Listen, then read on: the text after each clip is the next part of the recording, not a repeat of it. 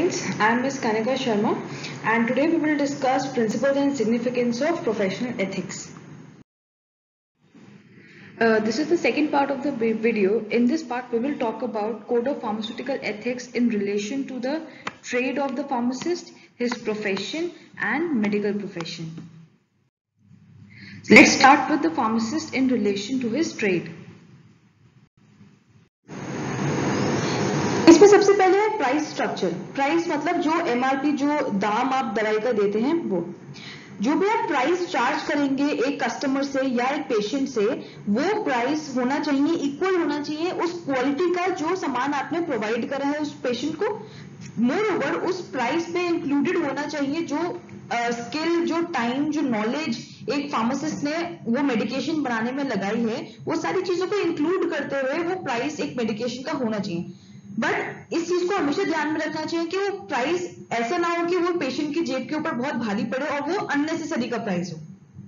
इस चीज को हमेशा ध्यान में रखते हुए आपको मेडिकेशन का प्राइस सेट करना होता है। मेजरली ये जो प्राइस सेट करा जाता है ये फार्मास्यूटिकल इंडस्ट्रीज अपने आप सेट करती है। बीइंग अ डिस्पेंसिंग फार्मासिस्ट ये प्राइस आप सेट नहीं करते। नेक्स्ट हम बात करेंगे फेयर ट्रेड प्रैक्टिसेस के बारे में। इसमें आपके अगर कोई फार्मेसी है तो आपको दूसरी फार्मेसी से कोई भी कंपटीशन नहीं लगाना चाहिए बिजनेस के लिए, कोई भी कट थ्रोट कंपटीशन नहीं होना चाहिए। कैसे हो सकता है ये कंपटीशन? अगर आप दूसरी फार्मेसी से कम रेट पे अपनी मेडिकेशन बेचने का वादा करें किसी भी पेशेंट को, तो इस तरीके से कंपटीशन होता है। जबकि ये जो चीज है ये कोड ऑफ फार्मास्यूटिकल एथिक्स के बिल्कुल अगेंस्ट है। आपको अपने जो फेलो फार्मासिस्ट है उसका बिजनेस चोरी करने के लिए, बिजनेस को कैप्चर करने के लिए ये सारी हरकतें नहीं करनी चाहिए। अगर बाई चांस कभी गलती से एक जैसे कि फॉर एग्जांपल एक पेशेंट को एक डॉक्टर ने एक स्पेसिफिक फार्मेसी पे जाने के लिए बोला है और गलती से वो पेशेंट आपकी फार्मेसी पे आ जाए, तो यहाँ पे बीइंग अ गुड फार्मासिस्ट आपको उसको जो जिस फार्मेसी पे उसको जाना था आप उसको वहां पे भेजिए, ना कि उसका प्रिस्क्रिप्शन वहां पे अपनी फार्मेसी पे फिल करिए।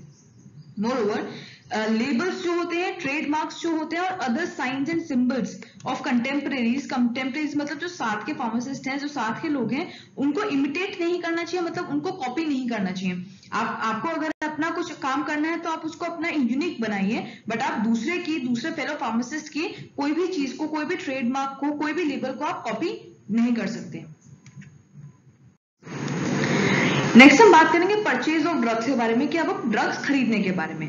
Drugs should always be purchase from genuine and reputable sources and a pharmacist should always be on his guard not to aid or abet directly or indirectly the manufacturer, possession, distribution and sale of spurious or substandard drugs.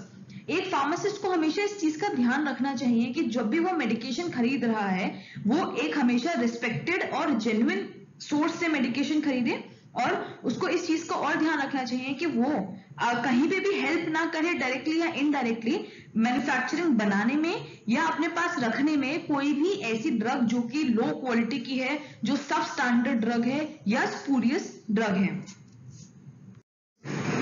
Next हम बात करेंगे Hawking of drug के बारे में। Hawking का मतलब होता है अपने पास जमा करके रखना। अब हॉकिंग किस कंडीशन में करी जाती है? हॉकिंग उस कंडीशन में करी जाती है जब आपको पता है कि किसी भी चीज का बहुत ज्यादा मांग आ रही है मार्केट में, किसी भी चीज का बहुत ज्यादा जब रिक्वायरमेंट होती है तब लोग क्या करते हैं कि उस चीज का प्राइस इंक्रीज कर देते हैं।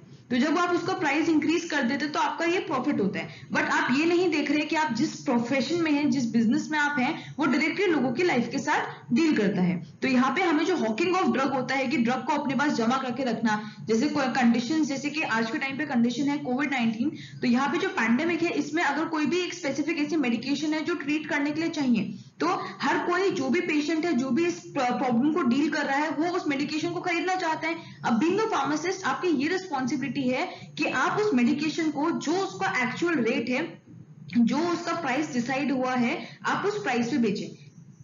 अगर आप इसको ऑन द अदर हैंड, अगर आप इसको अपने पास दवाई इकट्ठी करके रख रहे हैं और जो भी पेशेंट आ रहा है मांगने के लिए आप उसको बोल रहे हैं कि आपके पास मेडिकेशन नहीं है, जबकि आपके पास मेडिकेशन है और आप उसको हायर रेट पे, बहुत ज्यादा, उसके एमआरपी से बहुत ज्यादा रेट पे बेच रहे हैं, तो ये कोड ऑफ फार्मास्यूटिकल एथिक्स के बिल्कुल अगेंस्ट है।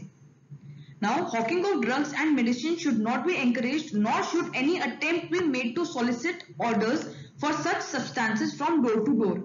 Self-service method of operating pharmacies and drug stores should not be used, as this practice may lead to the distribution of therapeutic substances without any expert supervision and thus would encourage self-medication, which is highly undesirable.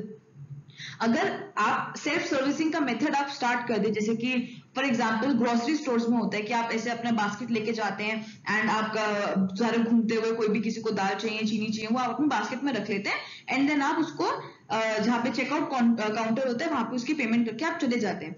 Pharmacy में कभी भी ऐसा नहीं होता. Pharmacy में ये जो चीज है, ये जो प्रैक्टिस है, हम इसको फॉलो इसलिए नहीं करते हैं क्योंकि अगर कोई भी पेशेंट ऐसे अपना बास्केट लेके जाने लग गया तो उसको क्या पता उसको कौन सी मेडिकेशन चाहिए. अब काफी ज्यादा जैसे काफी सारे पेशेंट्स होते हैं जो नेट पे काफी कुछ पढ़ लेते हैं कि नहीं ये वाली मेडिकेशन खानी चाहिए, बट अगर वो एक एक्चुअल फिजिशियन या फार्मासिस्ट से नहीं पूछेगा तो चांसेस हैं कि वो अपने आप को सेल्फ मेडिकेट करेगा और self medication would ultimately lead to undesirable side effects, might as well lead to fatality, that is death. तो इन सारी चीजों को रोकने के लिए सेल्फ सर्विस को हम अलाउ नहीं करते हैं. और मोर ओवर हॉकिंग के बारे में जो हमने बात करी, हॉकिंग ऑफ ड्रग्स क्या होती है और वो क्यों सही प्रैक्टिस नहीं है.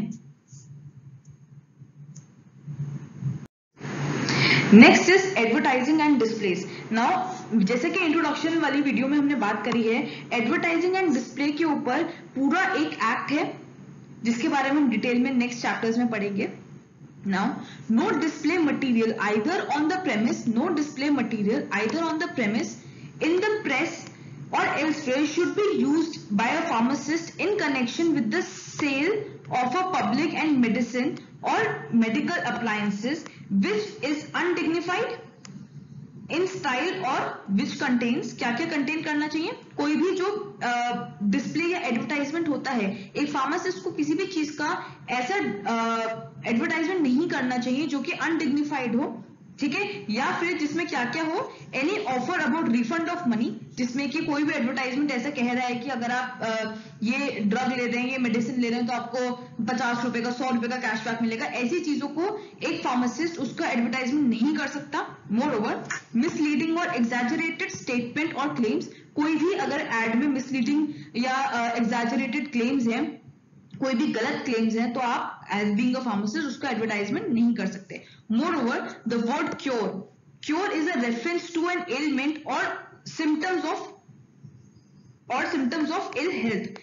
क्योर जो वर्ड होता है उसका मतलब होता है बिल्कुल ठीक कर देना. क्योर करना मतलब उस इल हेल्थ को या उस एलिमेंट को या वो सिम्टम्स को बिल्कुल खत्म कर देना. कोई भी ऐसा एडवर्टाइजमेंट जिसमें क्योर वर्ड का यूज होता है वो एक फार्मासिस्ट एडवर्टाइज या डिस्प्ले नहीं कर सकता. A guarantee of therapeutic efficacy, एक गारंटी देना कि ये आप दवाई खाओगे तो ये आप डेफिनेटली 100% ठीक हो जाओगे. ये जो ऐसे एडवर्टाइजमेंट होते हैं, ये सारे एडवर्टाइजमेंट फार्मासिस्ट को नहीं डिस्प्ले करनी चाहिए. Moreover an appeal to fear, किसी भी डराने में, धमकाने में ये फार्मासिस्ट को नहीं आना चाहिए. नेक्स्ट हम बात करेंगे pharmacist in relation to his profession. Pharmacy profession के रिलेशन में एक फार्मासिस्ट को क्या कोड ऑफ एथिक्स को फॉलो करना चाहिए. सबसे पहले, he should extend help to fellow pharmacist in any emergency needed. एक फेलो फार्मासिस्ट को दूसरे फेलो फार्मासिस्ट के साथ उसको जब भी कोई इमरजेंसी सिचुएशन में जरूरत है हेल्प की, तो उसको हमेशा वो हेल्प करनी चाहिए. Should maintain standard of the profession, जो भी प्रोफेशन का स्टैंडर्ड है, जो भी एथिक्स है, उसको फॉलो करना चाहिए. Should try to weed out corruption in profession and society, जो भी करप्शन आपके प्रोफेशन में है, अगर आपको दिखता है या फिर आपकी सोसाइटी में जो भी जिस भी तरीके का करप्शन है, आपके फर्ज बनता है, आपकी नैतिक जिम्मेदारी है कि आप उसको खत्म करें. He should not be afraid of bringing or causing a miscreant to be brought to book, maybe a member of his own profession. अगर उसको एक फार्मासिस्ट को ये दिखाई दे रहा है कि कोई गलत काम कर रहा है या मिसक्रिएंट मतलब कि कोई परेशानी पैदा कर रहा है, तो उस फार्मासिस्ट की जिम्मेदारी है कि वो उसको लाइट में लेके आए, और चाहे वो उसका अपना ही प्रोफेशन का आदमी क्यों ना हो, वो उसकी फार्मासिस्ट की जिम्मेदारी बनती है कि वो उसको एथिक्स और लॉ के बारे में बताए, और अगर ज्यादा इशू है तो वो उसको रिपोर्ट भी करे.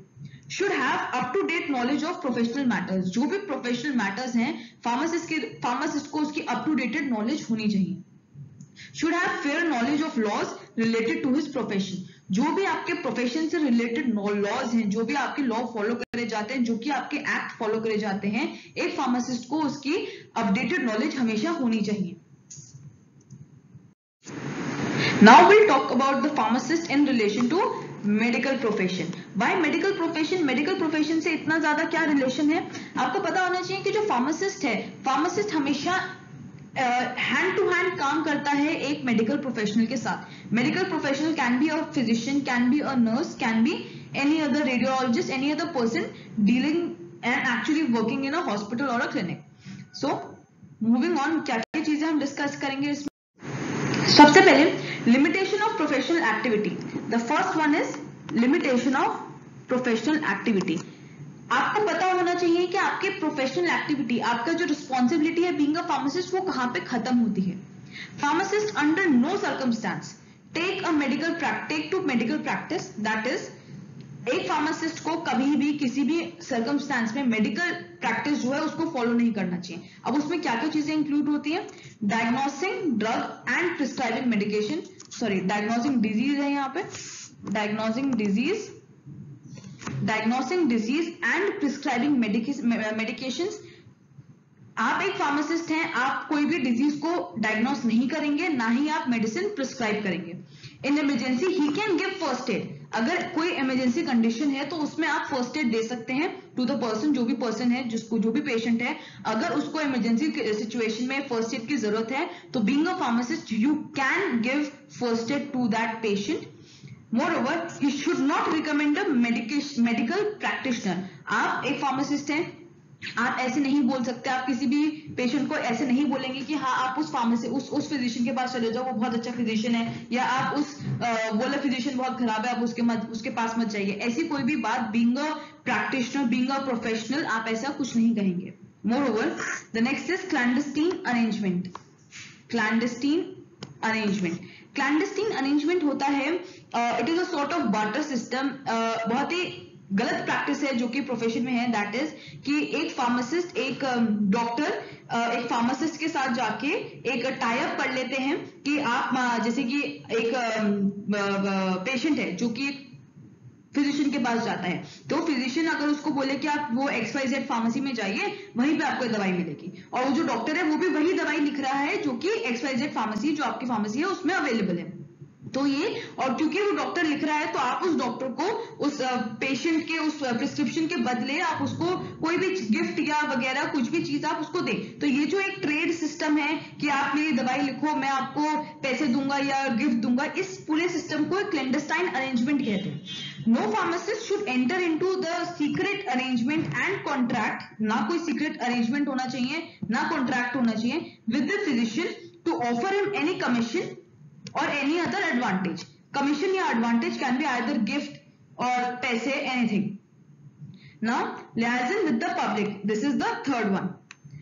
Being a liaison between the medical profession and the people, pharmacist will always keep himself updated with the modern development of pharmacy by regularly reading books, magazine, etc. Licence का मतलब होता है बीच में एक कड़ी है, एक मेडिकल प्रोफेशनल और एक नॉर्मल लोग, जो नॉर्मल पीपल होते हैं, जो लेमैन होते हैं, उसके बीच की जो एक कड़ी है वो एक फार्मासिस्ट है. तो फार्मासिस्ट को हमेशा अपने आप को नॉलेज के ऊपर अप टू डेटेड रहना चाहिए, चाहे वो बुक्स पढ़ के हो, मैगजीन्स पढ़ के हो, फार्मास्यूटिकल जर्नल्स होते हैं वो पढ़ के हो, न्यूज पढ़ के हो. हमेशा एक फार्मासिस्ट को हमेशा अप टू डेटेड रहना चाहिए नॉलेज पे. Thank you so much for your patience. In the next part, we will talk about pharmacist's oath. Thank you.